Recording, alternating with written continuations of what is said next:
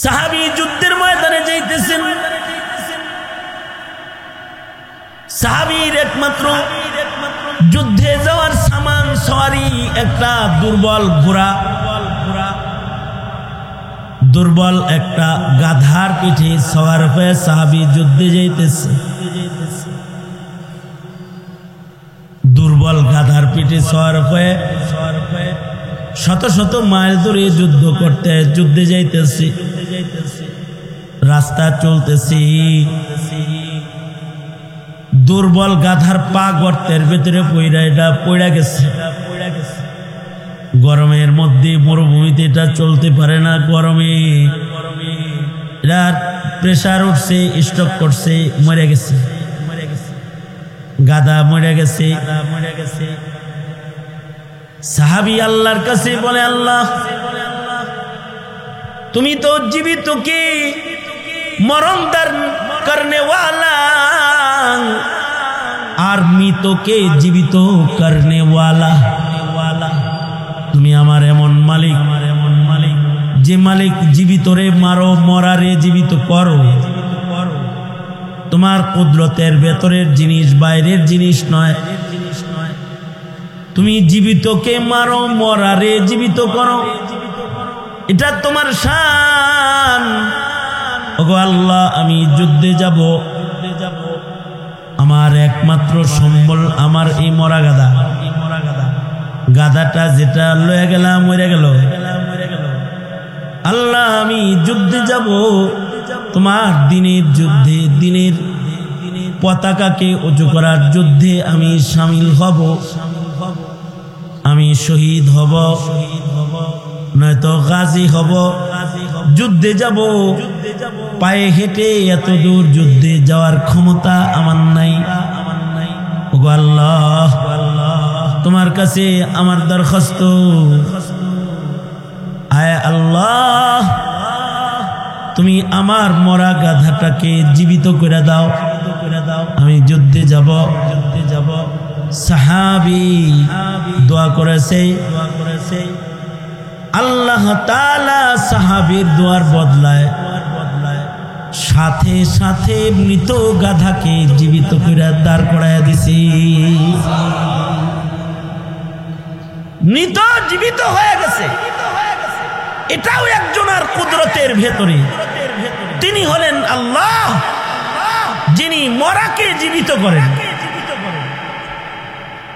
মাঝে মাঝে মেডিকেল ফেরত দিয়ে দেয় লাশ বলে, এটা শেষ, যাও, মরে গেছে এটা।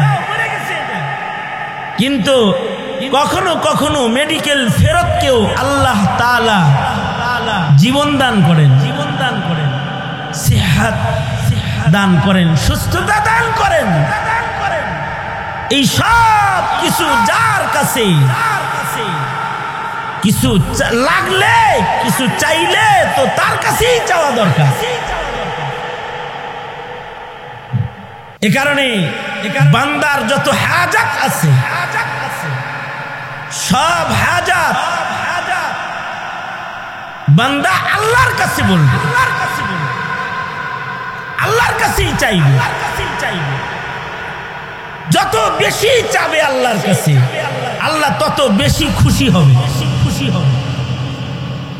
আর যে আল্লাহর কাছে চায় না, তার উপরে আল্লাহ নারাজ হয়। এটা আল্লাহ পাকের আশ্চর্য শান। তার কাছে চাইলে তিনি খুশি, না চাইলে তিনি নারাজ হয়ে যান। খাওন দরকার, আল্লাহর কাছে খাওন চাইবে। আল্লাহ পাক উসিলা ছাড়াও খাওন দিতে পারে। মান্না সালওয়া, আকাশ থেকে সরাসরি পাঠিয়ে জান্নাতের খানা বনি ইসরাইলকে আল্লাহ তাআলা কাজ কাম করা ছাড়া, উসিলা ছাড়া খাওয়াইছে। কারণ তিনি এমন রিজিক দেনেওয়ালা, যার কাউকে কিছু দিতে মাধ্যম লাগে না, মাধ্যম ছাড়াও তিনি দেন। বাসা থেকে বেরোইছি, রিক্সায় উঠছি, মাদ্রাসায় গেছি রিক্সায়, রিক্সার থেকে নাইমা রিক্সাওয়ালারে ভাড়া দিছি। রিক্সাওয়ালা এই ভাড়ার টাকাটা হ্যান্ডেলে লাগায়া সুমাইতেছে, সুমায় সুসু করতেছে,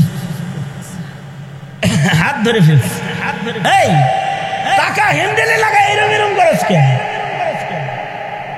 আমারে কয় রিজিক রিজিক রিজিক, এটা রিজিক। তার মানে এই রিক্সা দিয়া রিজিক কামাই করি, সুমা দিব না। রিজিক কি তোমার রিক্সায় দেয়? রিজিক তোমার রিক্সার চাক্কায় অথবা হ্যান্ডেলে? রিজিক কোথায় ঠিকানাটা তো জানা দরকার আগে। রিজিক তো আল্লাহর কাছে। রিজিক কার কাছে? জোরে আওয়াজ করে বলেন। রিজিক আল্লাহর কাছে। আল্লাহ তাআলা যদি কাউরে রিজিক দেয়, অল্প রিজকের ভেতরেই আল্লাহ বরকত দিয়ে দেয়, বরকতের রিজিক দান করে। কম মেহনতে অনেক বেশি দেয়। যদি কেউ আল্লাহর কাছ থেকে চেয়ে নেয় তো আল্লাহ তাআলা দিয়ে দেয়। এমন ভাবে দেয় যে বান্দার হিসাবের বাইরে চলে যায়। ওমান ইয়াত্তাকিল্লাহ ইয়াজআল লাহু মাখরাজা ওয়া ইয়ারযুকুহু মিন হাইসু লা ইয়াহতাসিব। বান্দার ক্যালকুলেটর আর হিসাব নিকাশের বাইরে চলে যায় আল্লাহর দেওয়াটা। আল্লাহ এমন ভাবে বান্দাকে দিয়ে দেয় যদি আল্লাহ কাউরে দেয়। কয়দিন আগে কুড়া ঘরে ছিল, হঠাৎ করে 5 তালা। কেমনে হইল রে? কয় হইছে এমনি এমনি।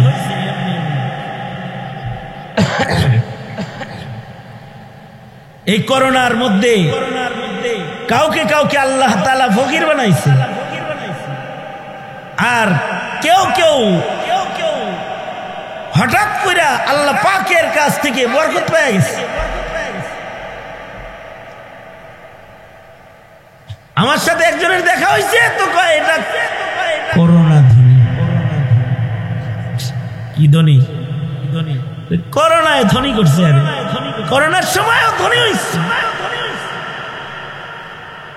এমন মাল বানাইতো যেটা মার্কেটেই চলে না। মাস্ক, এই মাস্ক হঠাৎ করে মার্কেটে উঠা এমন বেচা বেচছে, হেয়ার মালের মতো কারোর মাল আর চলেই নেই। ফহিনী 1000 কোটি টাকার মালিক হয়ে গেছে। আবার কেউ তো এই সময়ে ফকির হয়ে গেছে। কারোর ব্যবসায় ধস নেমে গেছে, অর্ডার ক্যান্সেল হয়ে গেছে, গার্মেন্টস অচল হয়ে গেছে। ওদের ভিতর দিয়েও দিয়ে দেয়। আল্লাহর দান এরকমই হয়। বান্দার হিসাব দিয়ে আল্লাহর হিসাব না। বান্দার ক্যালকুলেটরটা তো ছোট, এটার হিসাব কি? আর আল্লাহ দিলে বেগাইরে হিসাব দান করে। অকল্পনীয় পথে আল্লাহ তাআলা রিজিক দান করেন। এই কারণেই উম্মতের মুত্তাকি বান্দা যারা, এরা রিজিকের ধান্দা করে না। এদের জিন্দেগিতে রিজিকের চিন্তা নাই। কি খামু আগামীকালকে, পরশু কি খামু, আগামী বছর কই থাকবো, কি করবো, এই চিন্তা নাই। কারণ তাদের তাকওয়ার কারণে আল্লাহ তাআলা হিসাব ছাড়া কল্পনার বাইরের রিজিক তাদের দান করে। কিছু মানুষের রিজিক হইল মিন হাইসু ইয়াহতাসিব, যেরকম তার হিসাব নিকাশ আল্লাহর দেওয়া তার সাথে তেমন।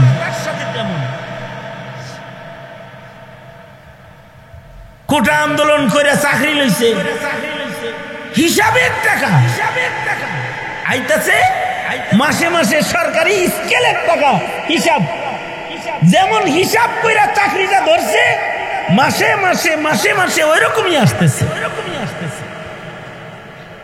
আর আরেকজন রে আল্লাহ দিয়ে দিছে লা ইয়াহতাসিব, কল্পনার বাইরে দিয়ে দিছে। এত বড় শিক্ষিত তার নাই, অশিক্ষিত এক লোক হে ধনী।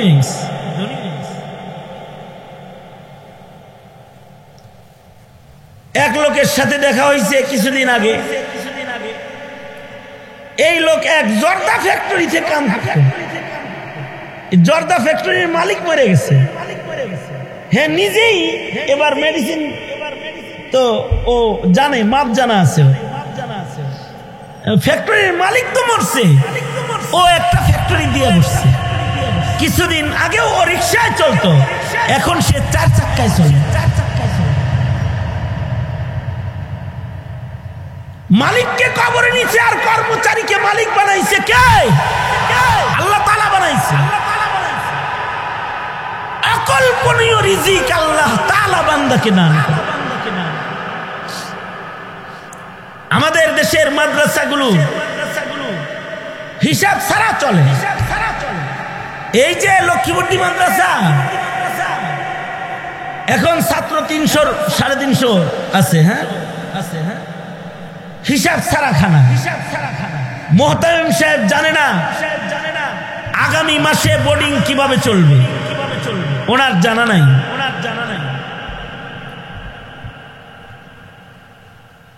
আল্লাহ তাআলা পাঠিয়ে দেন একটা না মাদ্রাসা, কোটি কোটি তালবে ইলমরা লেখাপড়া করতেছে, শত শত হাজার হাজার মাদ্রাসা হিসাব ছাড়া। আজকের বাজারও নাই, কালকে তো কল্পনাই নাই, হঠাৎ করে রাতের অন্ধকারে আসে। কারণ রাজ্জাক মালিক একজন আছেন, তিনি তার বান্দার রিজিক তো প্রস্তুত করে রেখেছেন। রিকশাওয়ালারে বললাম, নিয়ে এটারে কইতেছো রিজিক? এত চিন্তা রিজিকের, নামাজ পড়ার টাইম পাও না, এই রিজিক এখানে সুমাও না বুঝা। মায়ের পেটে যখন ছিল তখন রিজিক দিছে কে? তখন তো আর রিক্সা চালানোর শক্তি ছিল। কেবল মায়ের পেটে আসছো, তোমাকে এই বন্দি মায়ের রেহেমের ভেতরে আল্লাহ তাআলা তোমাকে রিজিক দিয়ে বাঁচিয়ে রেখেছেন 10 মাস। বাইরে বেরোইছ, যেমন দুধ তুমি খেতে পারবে তেমন দুধ তোমার মায়ের স্তনে আল্লাহ দান করেছে। প্রথম 3 মাসের দুধ একরকম দিছে, পরের 3 মাস আর এক রকম দিছে, তারপরের 3 মাস আর এক রকম দিছে। তরল দুধ দিছে, এক পর্যায়ে মিষ্টতা বাড়ায় দিছে, ঘন দুধ দিছে। বাচ্চা মায়ের পেটে আসার সাথে সাথে সন্তানের রিজক আল্লাহ তাআলা মার স্তনটা ভরে দিয়ে দেন। রাজ্জাক তো তিনি। এ কারণে আল্লাহর রাসূল আশ্চর্য একটা জিকির শিখাইছেন। আল্লাহর নবী শিখাইছেন, আল্লাহকে ডাকো, ইয়া রাজিকাত তিফলিস সাগীর। আল্লাহকে ডাকো, ও ছোট্ট বাচ্চাকে রিজিক দেনে ওয়ালা আল্লাহ। ইয়া রাজিকাত তিফলিস সাগীর, ইয়া রাজিকাত তিফলিস সাগীর। ছোট বাচ্চাটাকে রিজিক দেনে ওয়ালা আল্লাহ। আল্লাহ যদি ছোট্ট বাচ্চাকে রিজিক দিতে পারে, তোমারে দিতে পারবো না? তোমাকেও দিবেন, তবে তুমি চাইতে হবে, বলতে হবে আল্লাহুম্মা রযুকনি, ওগো আল্লাহ আপনি আমাকে রিজিক দান করেন। তুমি চাইবা, ওয়ারযুকুহু মিন হাইসু লা ইয়াহতাসিব, তোমার কল্পনার বাইরে তিনি তোমাকে রিজিক দান করবেন। মিশরে 4 জন মুহাদ্দিস ছিল, 4 জনের নাম ছিল মুহাম্মদ। এক একজনের সিনার ভিতরে লাখ লাখ হাদিস ছিল। তাদের জীবনের সংকল্প যে আমাদের বুকের ভিতরে যে ইলম আছে আমরা এটা সিনায় নিয়ে কবরে না যাই, এটাকে খাতায় পাতায় লিখে দিয়ে যাই, তাহলে নবীর উম্মত নবীর হাদিস থেকে উপকৃত হবে। কি করা যায়? এই 4 মুহাম্মদ জঙ্গল এরিয়ায় যায় একটা ঝুপড়ি বানাইছে, ঘর বানায় 4 জনে বসে বসে যা ইলম যা হাদিস মুখস্থ করছে এগুলাকে সব কলম বন্ধ করতেছে, কাগজে লিখতেছে। আগের জমানার কাগজ কলম তো, এই জমানার কাগজ কলম তো ফটাফট লিগালায় সেপালায়। আগের জমানায় লিখতে হলে বছর ফুরায় যেত, একটা কিতাব লেখা হতো না, দুয়াতে কলম ভিজা ভিজা বাঁশের কলম কাঠের কলম দিয়ে লিখতো। এখানেও কিছু মুরব্বী আছে যারা কচু পাতায় লিখে লেখাপড়া করছে। খাতার অভাব, খাতাও ছিল না। স্বাধীনতার পরে খাতার অভাব, কচু পাতায় লিখতো, লেখে লেখে পাতায় লেখে গাছের পাতায় লিখে পড়ালেখা করত। এই বুজুর্গরা 4 মুহাদ্দিস হাদিস লিখবে খাতায়, ঝুপড়ি ঘর বানায় বসে গেছে 4 জন। হিম্মত করে তো বসছে, কিন্তু সিনার ইলিম তো অনেক, লেখার শেষ হইতেছে। যা খাবার দাবার টাকা পয়সা 4 জনের ছিল, কিছুদিন পরে টাকা পয়সা সব শেষ হয়ে গেছে। টাকা শেষ, খাওন নাই। এবার কেমনে এই নেক আমল সম্পাদন করবেন তারা?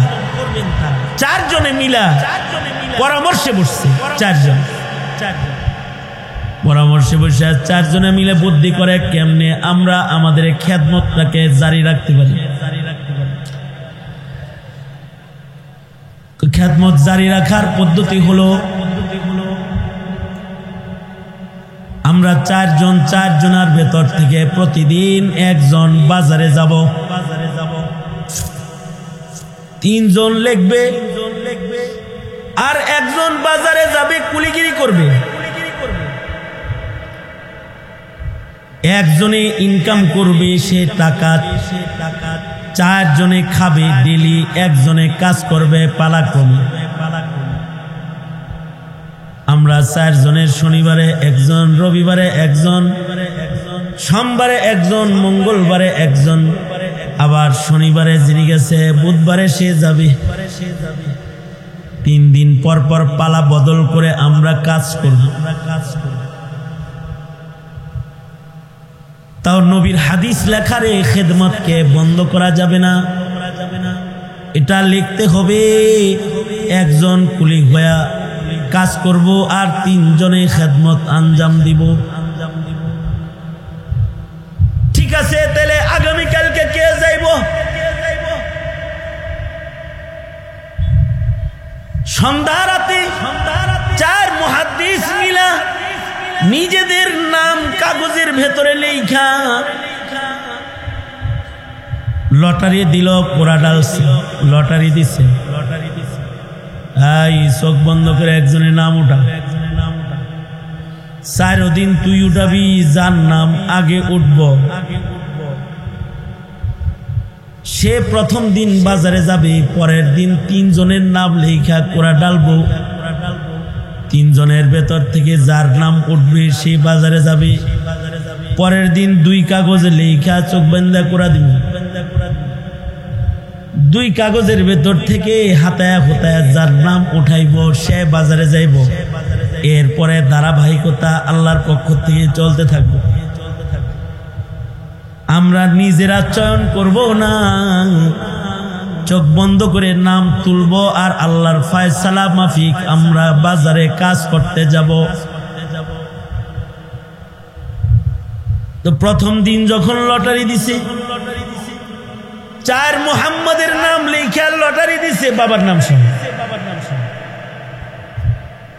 4টা নাম কাগজের টুকরা ফেলে লটারি দিয়ে যখন চক্ষু বন্ধ করে একজন রে কাগজ তুলতে বলেছে, একটা কাগজ তুলেছে। এবার চোখ খুলে কাগজ খুলে দেখতেছি পয়লা দিনের কাম কার জিম্মায় পড়ল। কাগজ খুলে দেখি 4 জনের নাম মোহাম্মদ, কিন্তু যার নাম প্রথমবারে উঠছে তার বাবার নাম নাসির, মোহাম্মদ বিন নাসির রহমাতুল্লাহি আলাইহি। ওনার নাম লটারিতে উঠছে। বাস আজকের লটারি হয়েছে, কালকের কাম নির্ধারণ হয়েছে। একজন কাজ করবে, বাকি 3 জন আমরা এখন এখানে লেখালেখির কাজ জারি রাখবো। লটারির পরে সবাই শুয়ে পড়েছে, সবার ঘুম ধরছে, কিন্তু মুহাম্মদ বিন নাসিরের ঘুম ধরে না। কারণ তার মাথায় এবার 3 জনের খাবারের জিম্মাদারি আইছে। কাম করবে একা, কিন্তু খাবে 4 জন। 3 জন তো ঘুমাইছে, কিন্তু মুহাম্মদ বিন নাসির নামাজে দাঁড়ায় গেছে। নামাজ পড়ে সালাতুল হাজাত পড়ে আল্লাহকে মুনাজাতের ভেতরে বলতেছে, ওগো আল্লাহ, বাজারে আমি যাবো, কালকে আমার বাড়ি, আমি যায় বাজারে যায় যদি ভালো মহাজন পাই তাহলে তো কপাল ভালো, অল্প কাজ করবো, মায়না বেশি পাবো, বন্ধুদের ভালো খাওয়াইতে পারবো। আর যদি এমন কোন বদনসিব আমারে লয়ে যায় যে সারাদিন কাজ করে বিকাল বেলায় সে কইল টাকা নাই, 2 দিন পরে দিব, তাইলে আমার বন্ধুদের কি অবস্থাই না হবে। আল্লাহ, ওগো আল্লাহ, তুমি আমাকে বাজারে যাওয়ার পরে একটা ভালো মহাজন যোগায়া দিও, যে আমারে অল্প কাজে মায়না বেশি দিবি, তাইলে আমি আমার বন্ধুদের পাশে দাঁড়াইতে পারবো। এই দোয়া কইরা মুহাম্মদ বিন নাসির রহমাতুল্লাহি আলাইহি ঘুমায় পড়েছেন। ফজরের ওয়াক্ত হইলে 4 জনে মিলে ফজরের নামাজ পড়েছেন। তিলাওয়াত ইশরাক পড়া 3 জন হাদিস লেখার জন্য বসে গেছেন। আর 3 জনে কয়, মোহাম্মদ তুমি যাও, তুমি বাজারে চলে যাও, যাও তুমি কাজ কাম করে কিছু খাওয়ান দাওয়ান লয়ে আও। মুহাম্মদ বিন নাসির উনি বাজারের দিকে রওনা করেছে। কিছু দূর রাস্তা চলতেই দেখে শহর থেকে উটের পিঠ ভর্তি খাবার লইয়া একটা কাফেলা এই দিকে আসতেছে। মুখোমুখি হয়ে গেলে কাফেলার সর্দার যিনি, তিনি উটের পিঠ থেকে লাফ দিয়ে নেমে বলে, এই ভাই, তোর নাম কি? আমার নাম মুহাম্মদ বিন নাসির। আমি তো তোমারই তালাশ করতেছি। আর 3 মুহাম্মদ কই? তোমরা মুহাম্মদ তো একজন না, এখানে 4 জনের কথা। আমি একজন, আর ওখানে খেদমতে আছি বাকি 3 জন। সামনে গেলে তাদেরও পাইবা, যাও আমি জায়গা না, তোমারে ফিরাইতেই তো আইছি। রাতের বেলায় সরওয়ারে দু আলম মুহাম্মদুর রাসূলুল্লাহ সাল্লাল্লাহু আলাইহি ওয়াসাল্লাম স্বপ্ন যোগে এসে আমাকে বলেছে, আপনি কি? আমি এই মিশরের বাদশাহ আহমদ। রাতের বেলায় সরওয়ারে দু আলম স্বপ্ন যোগে আমাকে এসে ডেকে বলে, আহমদ রে, আমার নামে আমার নায়েব 4 জন বৈশা বৈশা আমার হাদিস লেখে, তুই তাদের খবর নেস না। তাদের কাছে খাবার নাই, তাদের একজন কাজ করবে, বাকিরা লিখবি। তারা মশওয়ারা করেছি, মনে রাখিস আহমদ, তোর রাজ্যে যদি আমার নায়েব নবী, আমার নায়েবে নবী যদি তোর রাজ্যে কুলির কাজ করে, তাহলে কিন্তু হাসরের কঠিন ময়দানে তোকে আসামি করা হবে। আমি এজন্য আসছি, চলো ভাই, চলো চলে যাই, খেদমত করবা তোমরা, নবীর ইলম লিখবা তোমরা, আর তোমাদের দেখভাল, তোমাদের খেদমত করার জন্য আল্লাহ তাআলা আমি আহমদকে পাঠাইছি। ওয়ারযুকুহু মিন হাইসু লা ইয়াহতাসিব। এই বাদশা সেখানে মাদ্রাসার ঘর করে দিল একটা, আর এই 4 মুহাদ্দিস ওখানে বসে বসে হাদিস লিখলো। বাদশা তার রাজ খাজানাত থেকে তাদের খেদমত আঞ্জাম দিল। ওমাই ইয়াত্তাকিল্লাহ ইয়াজআল লাহু মাখরাজা। আমাদের দেশের মাদ্রাসাগুলোর হালাত এই, এখানে নবীর নায়েবরা উম্মতের মুসলমান সন্তানদের সিনাকে ইলম দিয়ে আবাদ করেন, তাদের সিনার ভেতরে ইলম ভরে, ইলম লেখে। তাদের খেদমত এই উম্মতের মালদার ক্ষমতাসীন যারা, তারা খেদমত করে। একটা যুগ গেছে রাষ্ট্রের পক্ষ থেকে এই ইলমি খেদমতকে আঞ্জাম দেওয়া হতো। রাষ্ট্রীয়ভাবে ইলমের খেদমত আঞ্জাম দেওয়া হতো। দুঃখজনক অবস্থা, আমাদের রাষ্ট্রীয়ভাবে ইলমি খেদমত আঞ্জাম দেওয়ার জমানা তো এখন হারিয়ে গেছে। রাষ্ট্রীয়ভাবে ইলমের খেদমতকে বন্ধ করার পায়তারা এখন শুরু হয়ে গেছে। রাষ্ট্রীয়ভাবে বন্ধ করার পায়তারা। এ কারণে যেখানে ইলমের খেদমত হয়, রাজ্যের বাদশা সেখানে রাষ্ট্রীয় খরচে ইলমের সংরক্ষণ করবে তো দূরের কথা, মুসলমানের দেশের রাজা বাদশা যারা বর্তমান হয়, এরা ইলমি দ্বীনের প্রতিষ্ঠান যেগুলো, সেগুলোর উপরে কড়া নজরদারি করার চেষ্টা চালায়। বিগত দিনে হাসিনার আমলে, আওয়ামী লীগের আমলে এমন কোন মাদ্রাসা নাই যে মাদ্রাসায় থানার থেকে তদন্ত আসে নাই। দুদক থেকে প্রতিবেদনের মাধ্যমে প্রত্যেকটা মাদ্রাসার দাতা সদস্য তালাশ করার পায়তালা করা হয়েছে। মাদ্রাসাগুলো চলে কেমনে, টাকা দেয় কে, তারে খুঁজে বের করে, এই চেষ্টা করা হয়েছে। শেষ পর্যন্ত মানুষ এই বিগত কিছুদিনের অবস্থা হলো এই, যারা দান করছে মুহতামিমরা এটার খবর ভালো বলতে পারবে।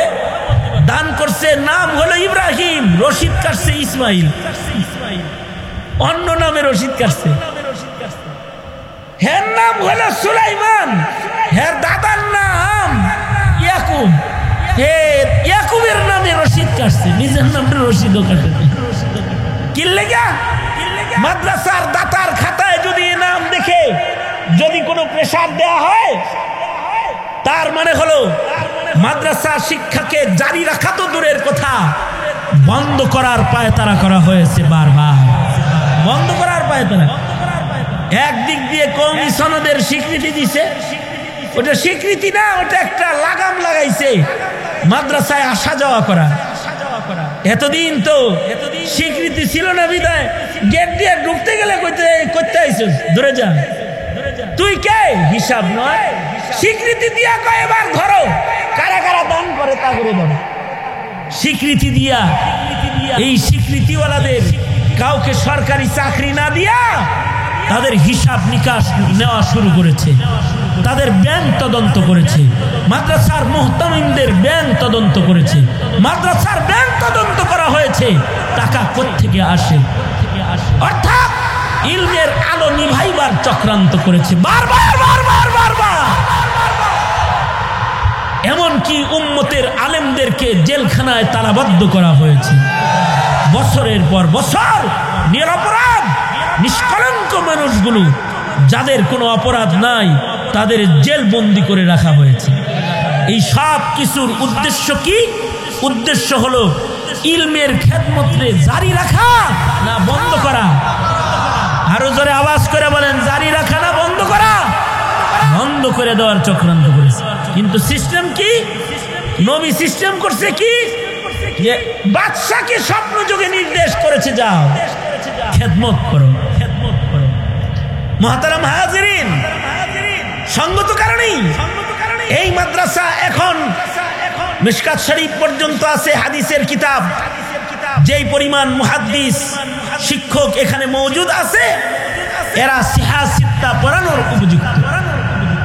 যারা মিশকাত পড়তেছে এরাই যদি নবীর হাদিস দাওরায় হাদিসের ক্লাসগুলো পড়ায়, আর যদি লক্ষ্মীবর্দীর মাটিতে কালা কালা রাসূলুল্লাহর দর্শ শুরু হয়ে যায়, তাহলে এই হাদিসের খেদমত যারা করবে তাদেরও তো রাসূল আরবি খুঁজা খুঁজা খুঁজা খুঁজা বাইর করবে শাফাআত করার জন্য, যে ইলমের দুর্দিনে তোরা ছিলি খাদেম। সুতরাং এলাকাবাসী যারা এখানে এসেছেন, আমি আপনাদের কাছে 5 মিনিট একটু হাত পাতবো।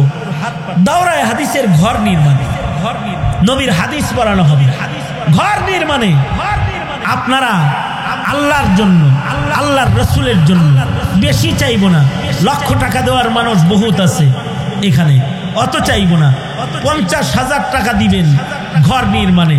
এরকম 4টা নাম আপনাদের মাহফিল থেকে চাই, যাদের নামটা নবীর হাদিসের ঘরের ভিতরে লিখবো, যে এদের টাকায় নবীর হাদিস পড়ানোর ঘর নির্মাণ হবে। কে আছেন? 1 নাম্বার নামটা লেখাইবেন নবীর শাফাআত কামনায়, হাউজে কাউসার কামনায়। 50,000 টাকা নবীজির ঘর নির্মাণে, হাদিসের দর্শ যেখানে হবে এই ঘরটা নির্মাণে আপনি 50,000 টাকা দিবেন। মায়ের নামে 25,000, বাবার নামে 25,000। কার নাম লেখাইতে পারি? 1 নাম্বার নামটা কে একটু বলবেন কি? আমরা একটু দোয়া করব, আল্লাহ যেন তার জিন্দেগিতে বরকত দান করেন। কে আছেন? 1 নাম্বার কার নাম লেখাইতে পারি? 50,000 টাকা। আল্লাহ তাআলা নবীর ঘরের জন্য কিছু নবী প্রেমিককে প্রস্তুত করে দেখ। আপনারা জবান খুলে দোয়া করুন, বলুন আমিন।